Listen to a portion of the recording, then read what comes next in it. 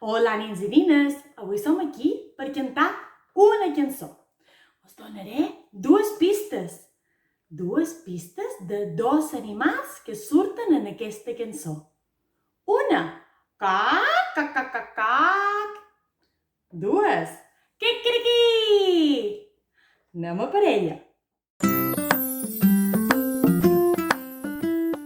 Un, dos, tres. El gall i la gallina estan en el balcó. La gallina està dormida i el gall li fa un petó.